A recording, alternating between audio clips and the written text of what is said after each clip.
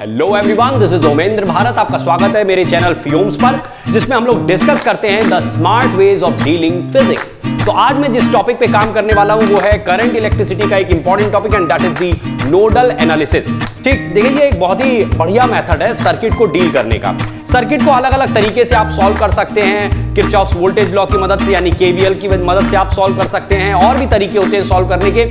Nodal analysis उनमें से एक बढ़िया स्मार्ट तरीका है, वो मैं आज आपको सिखाने वाला हूं। हाँ, हमें यह भी समझना होगा कि ये हर जगह नहीं लग सकता है, किन टाइप के सर्किट्स में हम इसको अप्लाई कर सकते हैं वो भी आपको दिखाऊंगा, और साथ में इसको लगाने का सही तरीका क्या हो सकता है, और अलग अलग सर्किट के अकॉर्डिंग इसमें क्या बदलाव आता है ना। एक ही मेथड हर जगह नहीं लगेगा, कुछ कुछ बदलाव के साथ आप अलग अलग सर्किट में इस एनालिसिस को, इस मेथड को लगा सकते हैं। कैसे लगा सकते हैं वो आज मैं 3 क्वेश्चंस के माध्यम से आपको समझाऊंगा, ठीक है। अच्छा, आगे आपको अगर और भी इस टाइप के वीडियोस देखने हो तो आप मेरा चैनल सब्सक्राइब कर लीजिए। मेरा टेलीग्राम पे जो है चैनल है, आप टेलीग्राम के चैनल को भी आप सब्सक्राइब करिए, उसमें भी आप जुड़ जाइए। तो जो भी ऐसे वीडियोस आते हैं, जो भी ऐसे अलग अलग तरीके के मुझे टॉपिक्स मिलते हैं, उन पे मैं वीडियोस बना के उसमें डालता हूं, तो टेलीग्राम चैनल के माध्यम से भी आप उसमें जुड़ सकते हैं, ठीक।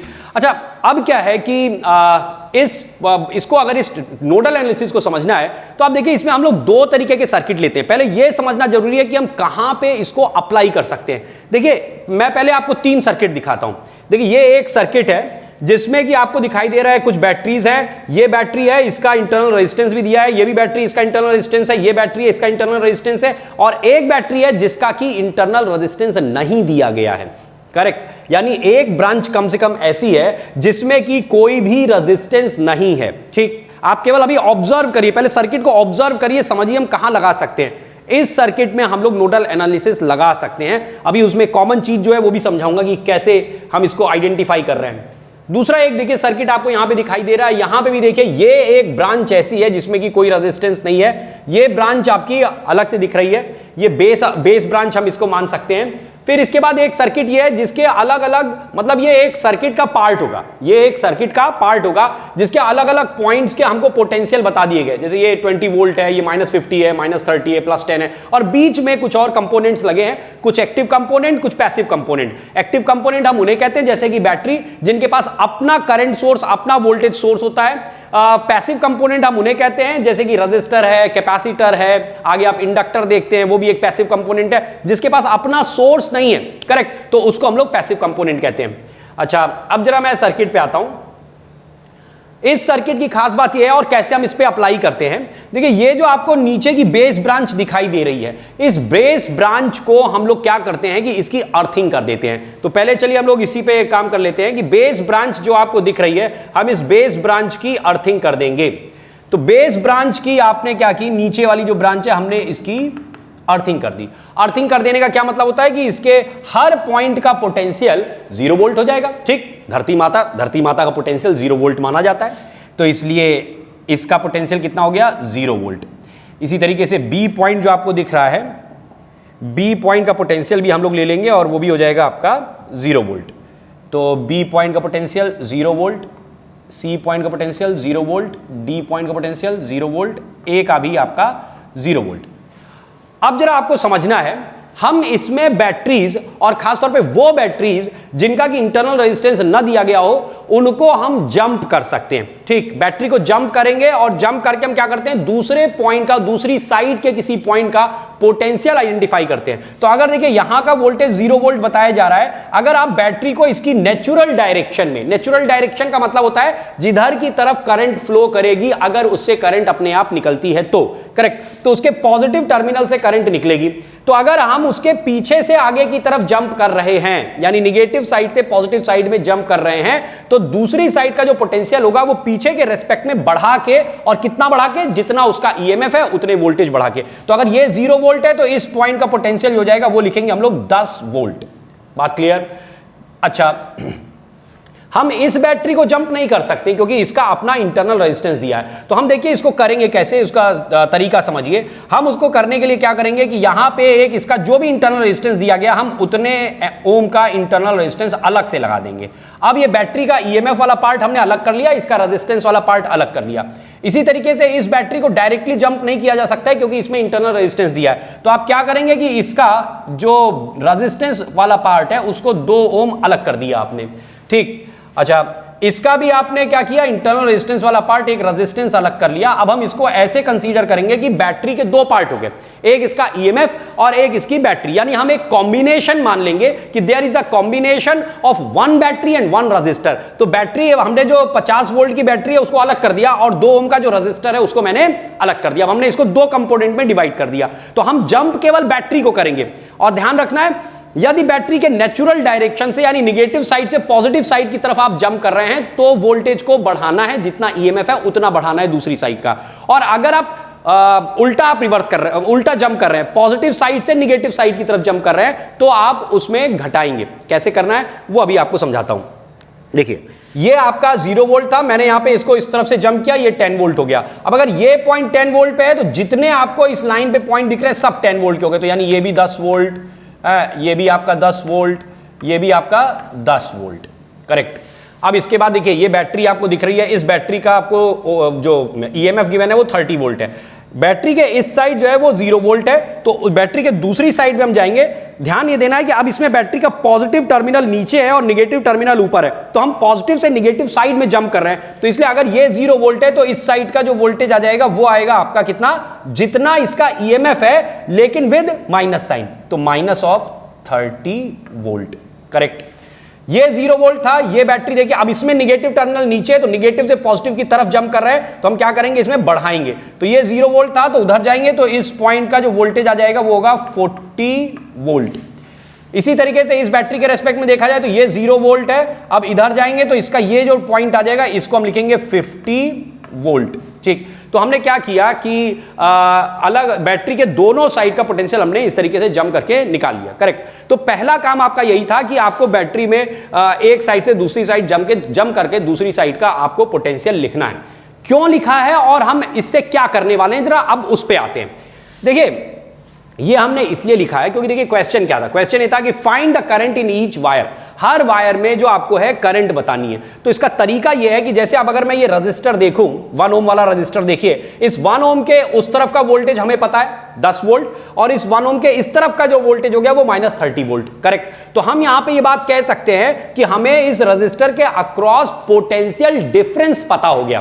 तो अगर हमें किसी रजिस्टर के अक्रॉस दोनों साइड का लेके डिफरेंस हमें ये पता चल जाएगा कितना ड्रॉप, पोटेंशियल ड्रॉप कितना होने वाला है वहां पे, तो हम उसकी करंट निकाल सकते हैं simply Ohm's law, I = V/R। तो जैसे अब 1 ओम वाला जो रजिस्टर दिख रहा है, यानी अगर मैं ब्रांच G से B, अब देखो G पॉइंट जो है that is at higher potential because 10 volt वहां का है और जो नीचे वाला पॉइंट है उसका पोटेंशियल लो है। तो हाई से लो करंट किधर से किधर को चलेगी, हमेशा हाई वोल्टेज से लो वोल्टेज की तरफ। तो 10 वोल्ट वाला हाई वोल्ट है या -30 लो वोल्ट है, तो ऊपर से नीचे की तरफ करंट चलेगी। तो पहली मैं करंट लिख लेता हूं, जैसे अगर मैं लिखना चाहूं IG - तो IG अगर मैं लिखना चाहूं डायरेक्ट लिखा जा सकता है, IG will be equal to जो ड्रॉप हुआ, ड्रॉप कितना हुआ आप लिखेंगे ΔV/R। ΔV कितने का वोल्टेज ड्रॉप हो रहा है, 10 से -30, तो ड्रॉप जो लिखेंगे 10 -30 डिवाइडेड बाई कितने का रेजिस्टेंस आ रहा है 1 ओम का। तो ये हो जाएगा आपका माइनस माइनस प्लस कर देंगे और टोटली आ जाएगी करंट आपकी 40 एम्पियर, करेक्ट। एक काम खत्म। तो G से B की तरफ करंट चली। अच्छा, दूसरी ब्रांच पे चले जाइए आप, यहां पे आप देखिए ये F पॉइंट जो है ये 10 वोल्ट पे है और दूसरी तरफ का साइड अगर देखा जाए तो ये 40 वोल्ट पे है और हमेशा high to low voltage current जाएगी। तो इसलिए क्या हो जाएगा, अब इसमें C से F की तरफ करंट जाएगी। तो मैं लिख सकता हूं ICF की वैल्यू मैं लिख रहा हूं, C से F की तरफ जो करंट जाएगी उसकी वैल्यू हो जाएगी जो वोल्टेज ड्रॉप हुआ। अब देखिए इस रजिस्टर को केवल देखिए, इस रजिस्टर के इस तरफ का ड्रॉप है 40, मतलब पोटेंशियल है 40 वोल्ट और इस तरफ का पोटेंशियल है 10 वोल्ट। तो ड्रॉप कितने का हो गया 40 - 10, तो ये आ जाएगा आपका 40 - 10 डिवाइडेड बाई जो रेजिस्टेंस है वो कितने का है 2 ओम का। तो ये हो जाएगा आपका 30/2 that is nothing but 15 ampere. तो ये भी आपने निकाल लिया C से F की तरफ जाने वाली करंट। अब लास्ट ब्रांच पे आप पहुंच जाइए। लास्ट ब्रांच में अगर देखें तो इधर का वोल्टेज 10, इधर का है 50, तो हमेशा हाई से लो की तरफ हमें लेके जाना है। तो ये 50 से 10 की तरफ करंट जाएगी, तो 50 - 10, तो हम अगर लिखें तो इसमें करंट जाएगी D से E की तरफ। तो IDE IDE की वैल्यू हो जाएगी 50 माइनस 10 डिवाइडेड बाई रेजिस्टेंस कितने का भाई, 2 का। तो 50 माइनस 10 40 हो गया, 40/2 यानी कि ये हो जाएगा आपका 20 एम्पियर। करेक्ट। तो आपने सारी ब्रांचेज में करंट देख ली। एक में ये इधर की तरफ करंट जो जा रही है वो भी आपने लिख लिया कि इस तरफ जो करंट जा रही है, ये नीचे की ओर करंट आ रही है वो है 40 एम्पियर की। इसमें ऊपर की तरफ करंट जा रही है 15 एम्पियर, सी से एफ की तरफ है 15 एम्पियर। फिर इसके बाद लास्ट ब्रांच में 20 एम्पियर, ये भी ऊपर की तरफ जा रही है। अब आपकी अभी एक ब्रांच ये बची है, तो आप देखिए कर सकते हैं 20 इधर से आनी है, 15 इधर से आनी, 35 इधर से आनी है, 40 इधर जानी है। अब खुद सोचिए, इधर से 20 और 15, टोटल 20 और 15 35 आनी है और इधर 40 एम्पियर की करंट जानी है। तो ये तभी हो सकता है जबकि इस ब्रांच में 5 एम्पियर की करंट हो। तो ये इस ब्रांच की करंट बची थी, वो आपने इन तीनों को निकालने के बाद इसको इस तरीके से निकाल लिया। I hope the method is clear to you कि इसमें करना क्या है कि एक बेस ब्रांच ली हमने, उस बेस ब्रांच का हमने पहले से ही उसको ग्राउंड कर दिया। ग्राउंड करने का मतलब हो गया कि उसका हमने उसके हर पॉइंट का वोल्टेज हो गया 0 वोल्ट। इसके बाद बैटरी जंप करनी है, और कौन सी बैटरी जंप करनी है, जिसका कोई इंटरनल रेजिस्टेंस न दिया हो। यदि इंटरनल रेजिस्टेंस दिया है तो क्या करना है आपको, उसके रेजिस्टेंस को अलग कर दीजिए, प्योर बैटरी एक तरफ लिख लीजिए, और इसके बाद हम उस बैटरी को जंप करके क्या करेंगे कि रजिस्टर को ध्यान देंगे। केवल जो रजिस्टर दिया है उसके दोनों तरफ का पोटेंशियल हमें पता होना चाहिए, ताकि हम उसमें कितना पोटेंशियल ड्रॉप हो रहा है वो लिख सकें। और अगर पोटेंशियल ड्रॉप लिख लेंगे तो करंट क्या है, current is nothing but potential drop divide by resistance, तो उस ब्रांच की हमें करंट पता चल जाएगी। तो ऐसे हर ब्रांच की करंट लिखने के बाद यदि एक ब्रांच बच जाती है कि जिसका कि हमें अभी करंट नहीं निकल पाया है, तो हम उसमें सिंपली किरचॉफ्स करंट लॉ लगा देंगे और उस ब्रांच की करंट भी निकाल लेंगे। ठीक, तो ये पहला हुआ। अब मैं आगे के 2 और आपको बताता हूं कैसे करना है। थोड़ा थोड़ा वेरिएशन होना है। देखिए क्या वेरिएशन है। अब जैसे ये वाला क्वेश्चन है, इसमें भी वही है कि find the current in each wire. अब क्या होगा कि मान लीजिए ये बेस ब्रांच आपको दिख रही है, आपने बेस ब्रांच को अर्थ कर दिया। ठीक, बेस ब्रांच को हमने अर्थ कर लिया। अब बात को जरा समझिए, बेस ब्रांच को अर्थ करने के बाद आप कह सकते हैं कि इसके हर पॉइंट का यहां का भी वोल्टेज 0 वोल्ट, इसको भी 0 वोल्ट लिख लीजिए, इसको भी 0 वोल्ट लिख लीजिए। अब ये 0 है, ये बैटरी आपको दिख रही है, इसमें इसके साथ कोई इंटरनल रेजिस्टेंस नहीं गिवन है, आप सीधे इधर की ओर जंप कर सकते हैं। तो ये 0 वोल्ट है, तो आगे की तरफ बैटरी में निगेटिव टू पॉजिटिव जंप करते हैं, तो इस पॉइंट का पोटेंशियल आपका कितना हो जाएगा, 10 वोल्ट। ये आप सीधे लिख सकते हैं। ये बैटरी आपको गिवन है, इसका भी कोई इंटरनल रेजिस्टेंस नहीं है, 0 से आगे की तरफ जंप कर जाइए, इस पॉइंट का पोटेंशियल हम लोग लिख सकते हैं कि इस पॉइंट का पोटेंशियल हो जाएगा 30 वोल्ट। ये 0 है, हम इस बैटरी में देखिए पॉजिटिव टू निगेटिव उल्टा जंप कर रहे हैं, तो उल्टा जंप करेंगे तो इस डी पॉइंट का पोटेंशियल यहां से हम लिख सकते हैं कि ये हो जाएगा आपका डी पॉइंट का पोटेंशियल -14 वोल्ट। इतना काम हो गया। ठीक, बैटरीज हमने जंप कर ली, लेकिन अभी काम कंप्लीट नहीं हो पाएगा, क्योंकि देखिए इसमें पूछा है find the current in each wire. अब कैसे किया जाए, तो अब आपको मैं एक मेथड सिखाता हूं। देखिए तीनों के मतलब ये देखिए, ये रजिस्टर है, इसके इधर का वोल्टेज पता है, ये रजिस्टर इसके इधर का वोल्टेज पता है, ये रजिस्टर इसके इधर का वोल्टेज पता है। करेक्ट। अब इसके तीनों के एक दूसरी तरफ के जो पॉइंट है उसका पोटेंशियल हमें नहीं पता है। यदि ऐसा केस आ जाए तो देखिए तीनों का एक कॉमन पॉइंट मिल गया, जिस कॉमन पॉइंट का पोटेंशियल हमें नहीं पता है, तो ऐसे में क्या करना है, कॉमन पॉइंट जो आ रहा है उसका अपनी तरफ से पोटेंशियल मान लो। ठीक, जैसे ई पॉइंट आपको जो दिख रहा है, इस कॉमन पॉइंट का पोटेंशियल हम अपनी तरफ से मान लेते हैं कि let us assume the potential of this point is V0। Okay, ये हमने मान लिया।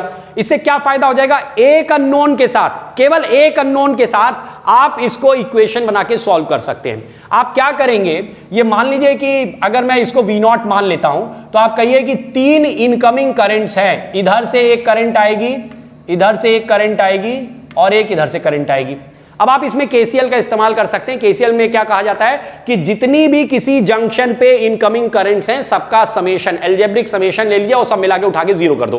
करेक्ट। अब देखिए हम करेंगे क्या, जैसे मैं मान लो इस करंट का नाम रख देता हूं I1, इसका नाम रख देता हूं I2 और इसका नाम रख देता हूं I3। और एक्चुअली यही समय में निकालना भी था, I1 I2 I3 यही निकालना है कि find the current in each wire. अब देखिए हम क्या करेंगे, तीनों करंट इनकमिंग है, हम किरचॉफ्स करंट लॉ लगाएंगे और simply write I1 + I2 + I3 = 0। Okay अब इसमें जरा I1 I2 I3 इनकी वैल्यूज लिखिए। अगर मैं करंट मान के चल रहा हूं कि I1 इधर की ओर जा रही है तो मैं अपनी तरफ से मान रहा हूं कि ये हाई वोल्टेज है और ये लो वोल्टेज होगा, अभी पता नहीं है लेकिन अपनी तरफ से मान लो। तो ये हाई वोल्टेज है, ये लो वोल्टेज है, तो हम I1 को क्या लिखेंगे 10 minus V0, I will write it like 10 minus V0 divided by the resistance, resistance कितने का है 1 ओम का, प्लस I2 लिखिए जरा। I2 आपकी इस ब्रांच में है, इस तरफ का वोल्टेज देखो 30 है, ऊपर का V0 है, हम लिखेंगे 30 minus V0 divided by 30 minus V0 divided by resistance कितने का है 2 का, प्लस I3 देखिए जरा। I3 का मतलब हम इधर से मान रहे हैं तो माइनस 14 है ना, जो जैसा है वैसे ही रखिए, minus 14 minus V0 divided by कितने का रेजिस्टेंस 2 इक्वल टू 0। अब ऐसा करो कि पूरी इक्वेशन को 2 से मल्टीप्लाई कर दो और ओपन करके रख दो, तो 2 से मल्टीप्लाई करते हुए रखते हैं तो ये हो जाएगा 20 माइनस 2 V0 और plus 30 minus V0 minus 14 minus V0 equal to 0। Okay जरा कलेक्ट कर लीजिए, क्या हो जाएगा 2 V0 1 V0, ये टोटल हो गया 4 V0 और उसको उस साइड ले चलते हैं तो ये बन जाएगा आपका 4 V0 इज इक्वल टू इधर कितना हो गया 30 20 इसमें से 6 आ जाएगा, घट जाएगा 6 36। ओके तो V0 की वैल्यू लिख लेते हैं यहाँ से, you will get V0 is equal to 9 volt. एक काम ये कंप्लीट हुआ, यही एक अननोन था, यानी ये जो कॉमन जंक्शन था इसका पोटेंशियल में पता चल गया कि ये 9 वोल्ट है। अब आप तय कर सकते हैं, जब ये 9 वोल्ट पता चल गया इसका वोल्टेज है तो ये तो क्लियर है कि I1 जो हमने डायरेक्शन मानी है वो सही है, I2 की जो डायरेक्शन मानी है वो सही है, लेकिन जो I3 की डायरेक्शन आप मान रहे हैं वो सही नहीं है ना। ऐसा कैसे हो सकता है कि तीनों तरफ से करंट आ ही रही हो, हाँ किसी तरफ से तो करंट निकलेगी भी, और अब क्लियर हो गया कि किधर से करंट निकल रही है, तो इधर से करंट आई क्योंकि ये 10 वोल्ट है, ये 9 वोल्ट है। So I can write down I1 as I1 is equal to 10 minus 9, तो 1 वोल्ट का डिफरेंस और डिवाइडेड बाई 1 एम्पियर का 1 ओम का रेजिस्टेंस, टोटल करंट कितने की आ जाएगी, यही 1 एम्पियर की करंट। तो पहली करंट आपकी निकली 1 एम्पियर I1। I2 लिखिए जरा, I2 का मतलब हो जाएगा देखो इधर 30 वोल्ट इधर 9 वोल्ट, तो डिफरेंस आ जाएगा 30 माइनस 9 डिवाइडेड बाई 2 ओम का रजिस्टर, तो 30 बाई 21 बाई 2 यानी कि 10.5 एम्पियर, ये आपकी सेकेंड करंट आ गई। Okay I2। I3 लिखते हैं, I3 अब हमें क्लियर है कि ये 9 वोल्ट हायर पोटेंशियल है, ये लोअर पोटेंशियल है, तो करंट अब हम इधर से उधर की ओर लिखते हैं, तो 9 माइनस 14 तो प्लस 14 हो जाएगा डिवाइडेड बाई 2, तो 9 14 9 कितना हो गया 23 by 2 that will be 11.5 ampere. Clear हो गई बात। तो अब देखिए इधर से आ रही है कितने की 1 एम्पियर की करंट आ रही है। अब चलिए मैं फाइनली लिख देता हूं, इधर से करंट आ रही है 1 एम्पियर की, इधर से करंट आ रही है आपकी I2 करेक्ट, I2 आ रही है इधर से ऊपर की तरफ जा रही है, कितने की करंट जा रही है 10.5 एम्पियर की, और इधर निकल रही है आपकी 11.5 एम्पियर की। ठीक, सारी चीजें तय हो गई, सब चीजें आपको दिख रही हैं। So this how we can solve this question. अब लास्ट क्वेश्चन पे आते हैं, वो थोड़ा सा इन दोनों से डिफरेंट है, उसको कैसे डील करेंगे जरा उस पे आते हैं। और ये तीनों क्वेश्चन कर लेने के बाद आपको निश्चित रूप से नोडल एनालिसिस में मास्टरी हो जाएगी। जरा ध्यान से आप समझते हैं तीसरा क्वेश्चन। तीसरे क्वेश्चन को देखिए एक ओपन सर्किट के फॉर्म में रखा गया है। ओपन सर्किट नहीं हो सकता है क्योंकि अगर ओपन सर्किट होगा तो करंट कैसे फ्लो करेगी। ये एक पार्ट ऑफ द सर्किट है, इसके अलग अलग पॉइंट्स के हमने पोटेंशियल पहले से स्पेसिफाई कर दिए हैं। अब जैसे ये 20 वोल्ट है, आपको क्या करना है, देखिए पूछा क्या है, find the potential at point A, है ना, जो कॉमन पॉइंट है जो चारों तरफ से आके मिल रहा है जंक्शन पॉइंट, उसका पोटेंशियल निकालना है। जैसा लास्ट क्वेश्चन में भी हमने किया था, एक कॉमन पॉइंट था उसका पोटेंशियल लिखा था। अब इसका पोटेंशियल ही निकालना है, कोई करंट नहीं पूछी गई है। हम क्या करेंगे, जो निकालना है उसी को मान लेंगे। मान लेते हैं कि ए पॉइंट जो है इसका पोटेंशियल कुछ V0 है and this V0 is unknown, और यही V0 हमें निकालना है। तो देखिए हम कैसे करेंगे इसको। V0 को निकालने के लिए हम सिंपली इसमें मेथड ये यूज करेंगे कि देखिए ये 20 वोल्ट दिया है, इधर ये V0 है, तो आप क्या करिए यहां पे एक पॉइंट दिखाइए। ये बैटरी आपको दिख रही है, इस बैटरी को हम उल्टा जंप कर जाएंगे, तो इस पॉइंट का पोटेंशियल मैं लिख सकता हूं। क्या लिख सकता हूं, इफ दिस इज V0 और मैं इधर से इधर की ओर जंप कर रहा हूं और ये उल्टी साइड में हम जा रहे हैं, तो इसको हम लोग लिखेंगे V0 माइनस 15। करेक्ट, समझ में आ गई बात। बैटरी में पॉजिटिव टू निगेटिव जंप कर रहे हैं, तो ये V0 है, तो इधर का कितना हो जाएगा V0 माइनस 15। अच्छा इस तरफ आ जाइए, ये देखिए ये बैटरी आपको 20 वोल्ट की दिख रही है, तो अगर ये V0 है तो इस पॉइंट का पोटेंशियल आप लिख सकते हैं। इस पॉइंट का पोटेंशियल मैं लिखूंगा, अगेन मैं उल्टी साइड जा रहा हूं, पॉजिटिव टू निगेटिव जा रहा हूं, तो इसलिए मैं इसका पोटेंशियल लिखूंगा V0 माइनस 20, घटा देंगे। फिर इसके बाद आ जाइए, इसमें कुछ लिखने की जरूरत नहीं है, कोई बैटरी है नहीं, सीधे रजिस्टर है, रजिस्टर के इधर का -30 पता है, इस तरफ का V0 पता है, तो कोई भी आपको जंपिंग की जरूरत नहीं है। जंप हम तभी करेंगे जब कोई बैटरी दिखेगी और बैटरी के पॉजिटिव से निगेटिव जा रहे हैं या निगेटिव से पॉजिटिव जा रहे हैं, बस इसका आपको ध्यान रखना है। इस पॉइंट का पोटेंशियल देखिए -50 दिया है, हम एक पॉइंट यहां पे लिखेंगे और इस पॉइंट का पोटेंशियल डिसाइड करेंगे क्या होगा। चूंकि आप बैटरी के निगेटिव से पॉजिटिव साइड की तरफ आ रहे हैं, इसलिए -50 प्लस कितना 5 हो जाएगा, कितना आपका -45 वोल्ट। बात क्लियर हो गई, -50 और 5 वोल्ट इसका ड्रॉप दिया हुआ है, तो इसलिए आपने +5 कर दिया। ओके, तो आपको यह ध्यान देना है कि हम देखिए इधर से इसको नहीं जंप कर रहे हैं, क्योंकि ये रजिस्टर है, आप रजिस्टर को जंप नहीं करेंगे। रजिस्टर को एक ही सूरत में जंप कर सकते हैं कि हमें उस ब्रांच की करंट पता हो। अल्टीमेटली वो जो भी कंपोनेंट है, एक्टिव कंपोनेंट या पैसिव कंपोनेंट, हमें उसके अक्रॉस का पोटेंशियल ड्रॉप पता होना चाहिए, तभी आप जंप कर सकते हैं। रजिस्टर में आपको ध्यान ये रखना पड़ेगा, अगर कभी रजिस्टर की ब्रांच में करंट पता है आपको और आप जंप करना चाहते हैं, तो आप ऐसे जंप करेंगे, पहले तो उसके अक्रॉस का पोटेंशियल ड्रॉप V = IR से आप निकाल लेंगे।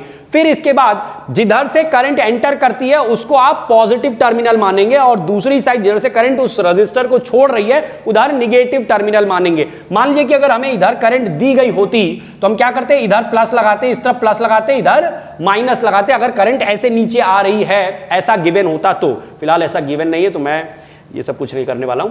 अब जो गिवन क्वेश्चन हम उसी पे रहते हैं, उसी पे स्टिक रहते हैं। अब देखिए हमें क्या करना होगा, हमें फिर से वही काम करना है कि हम चारों तरफ करंट मान लेंगे, चारों ब्रांचेस में। तो इधर की करंट कुछ मानिए I1, ऐसे इधर करंट मानिए कोई I2, इधर करंट मानिए I3 और इधर करंट मानिए I4।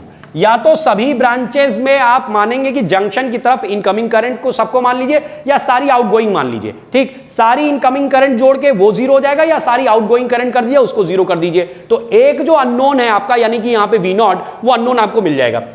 देखिए अब हमें करना क्या है, will do same way, I1 + I2 + I3 + I4 सारी करंट जोड़ के बराबर 0। I1 लिखिए जरा, I1 को कैसे लिखेंगे, देखिए आपको ये पता है कि इस पॉइंट का, केवल रजिस्टर ध्यान दीजिए, रजिस्टर के इधर का वोल्टेज गिवन है 20, इधर का ये आपका है V0 - 15। आप अगर इधर की ओर करंट मान रहे हैं, इसका मतलब आप ये मान के चल रहे हैं कि ये हायर पोटेंशियल है, ये लोअर पोटेंशियल है। So what we will do is कि 20 minus this potential, so will write it like this, 20 minus V0 - 15, तो हो जाएगा आपका V0 + 15 डिवाइडेड बाई जो रेजिस्टेंस है कितने का है, 2 ओम, प्लस I2 लिखिए जरा, I2 इधर लिखेंगे। अब देखो इसके इधर का वोल्टेज ये है, ये करंट इधर से इधर जा रही है, तो हम 10 माइनस दैट थिंग, तो 10 माइनस V0 - 20 तो प्लस हो जाएगा, है ना, होल डिवाइडेड बाई रेजिस्टेंस कितने का है, 1 ओम का, प्लस I3 लिखिए। I3 में कोई बैटरी थी ही नहीं, बस इधर का पोटेंशियल -30, इधर का V0, तो हम लिखेंगे -30 minus V0 divided by resistance कितने का है, 1 ओम।